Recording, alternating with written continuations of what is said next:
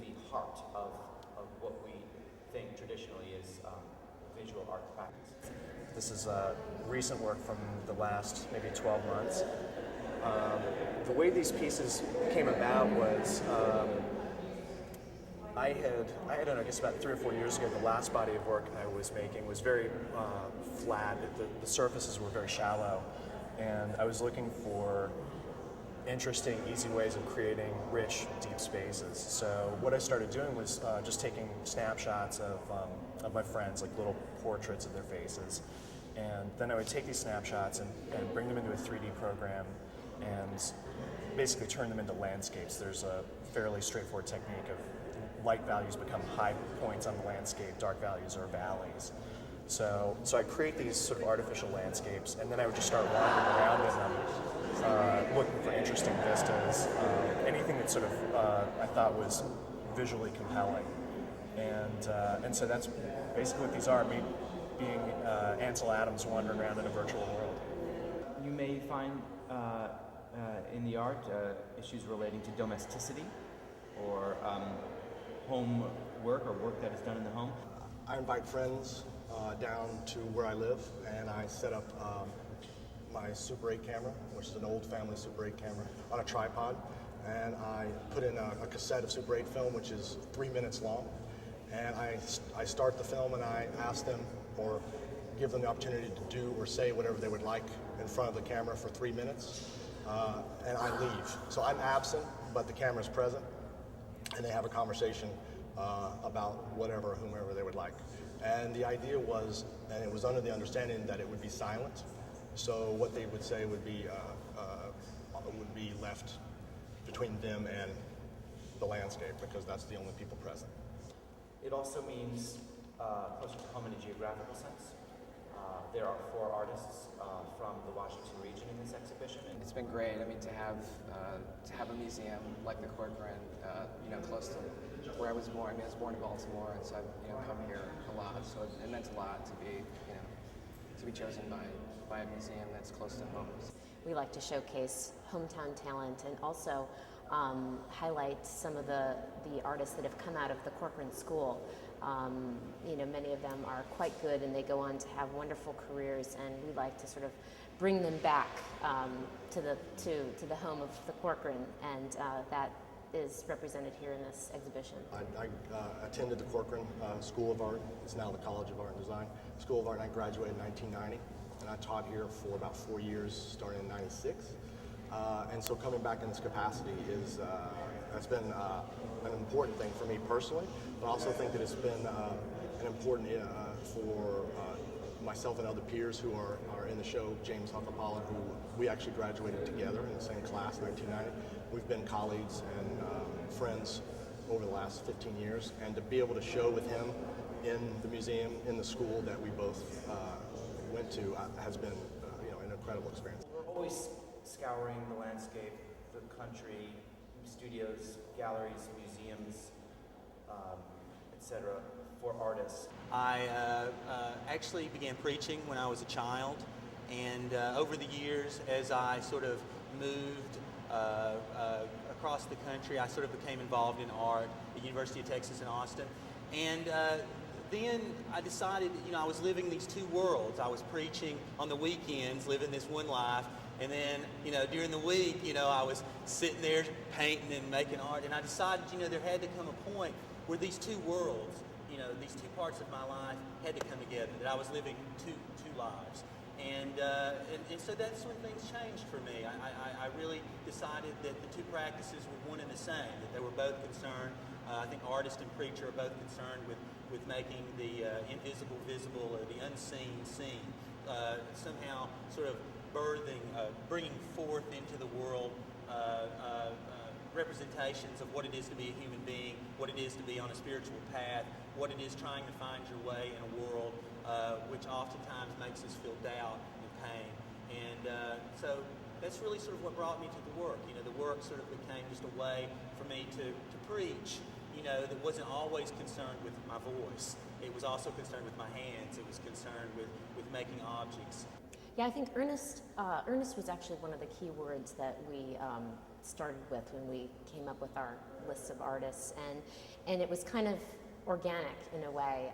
It just happened to be sort of the work that we were drawn to at the moment. I mean, one thing that's really nice about being an artist is I think that you continue to be a student. You know, and I was talking to a gentleman last night about this very fact, is I find myself very fortunate, blessed, that every day I learn something new about as an artist and as a human being, and so hopefully I'll get better in both ways. I hope to be a better artist, and I hope to be a better human being by the time it's all over and said, you know. What we were sort of seeing in the studios, at the art fairs, in and around the country, sort of struck us that there is this sort of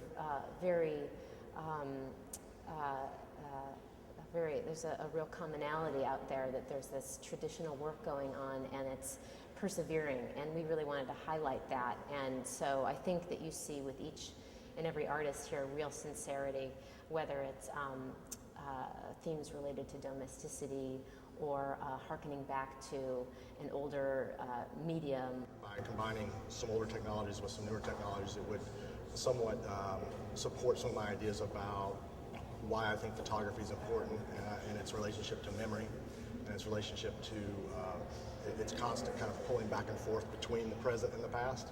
And I felt like by using some older technologies, and then by putting those older technologies through some newer technologies, using digital video and then using the computer, that it would be a way to conceptually bind together some of the ideas about at least my own personal art making that I thought was important. It would also give me an opportunity to find new ways of storytelling, which Stacey Schmidt, I think, eloquently really touched on in that catalog essay, and this idea of finding new ways of creating narrative in my work.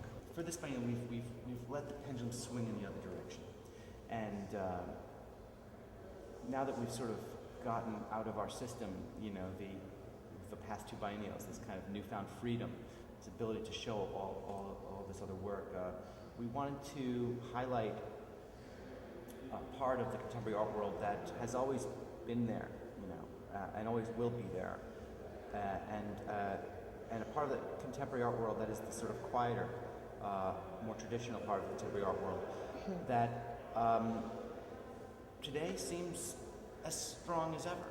This group here is from a series called Sound and Fury, and they basically deal with commercial signage that I photograph and profile, so that they just become a sort of abstract mark in the landscape.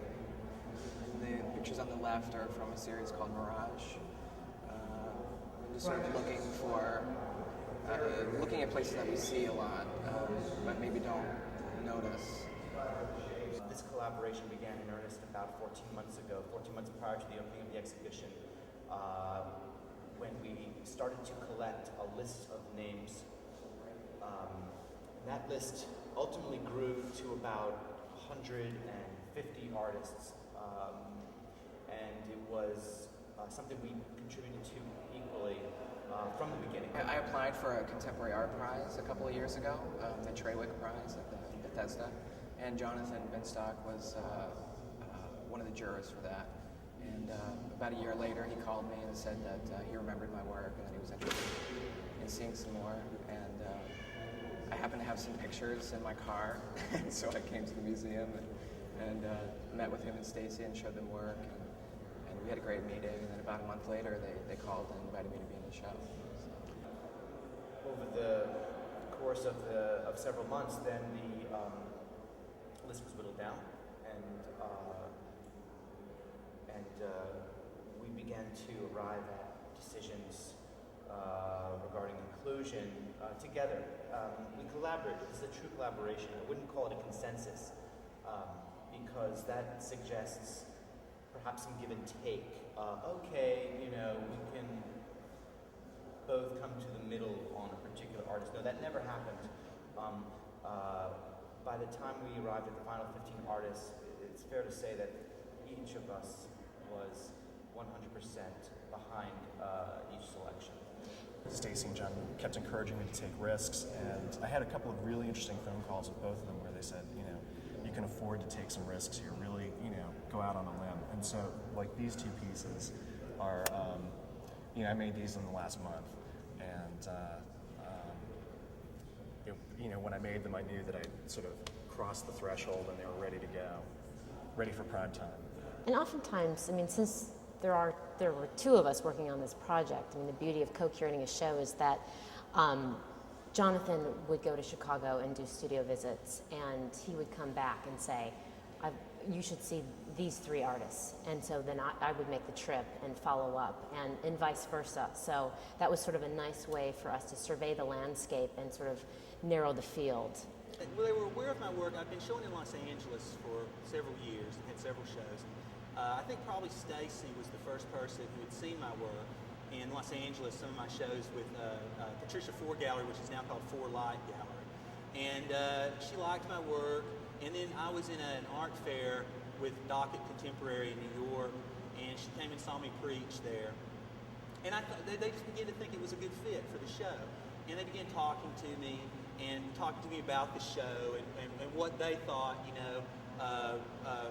about my involvement and how it would work. And it just seemed like a really great thing. Well, I mean, and it was an honor for me. I mean, it was like to be able to come and show, at this fantastic gallery. And then when I saw the space, I fell in love. I was like, oh my gosh, how often does an artist get to make to work with a room like this, a rotunda? And so it just all really smooth. I mean, it went so, I have to say, very, very smooth. And they were so great. The only problems were always from my end. And they were so professional and on top of it. And I had a really good time. The idea of updating an old process or technology, such as, for example, the way Adam Fuss made his daguerreotypes, is an idea that we felt connected to, I think, from the start. And there were probably a number of artists on our long list who did this in one way or another. In some ways, what's important, or at least what I'm trying to get across, is this idea of taking fragments of time, taking fragments of our experience. And I took stills, which would be a fragment of the film. The video pieces are what I see now as 3 minutes of a fragment from a particular situation. So what I've been trying to do with finding a relationship between the two things, in some ways, in some cases, there are literally stills from the pieces. For example, the piece that's on the wall there, that's an actual still from one of the Super 8 films.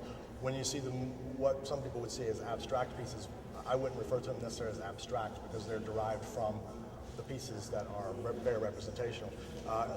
They are derived from corrupted files when I transfer the footage from Super 8 into the digital domain. So with Super 8, you get 18 frames per second. And when I transfer that into the computer, I go through and look at every single frame to select for the stills, because each still is different, even though you may not think so. Within 1 second, every of the 18, each one has dirt, hair, its own sort of personal history that I'll choose from. And then sometimes a corrupted file will happen, which is where the more colorful pieces come from.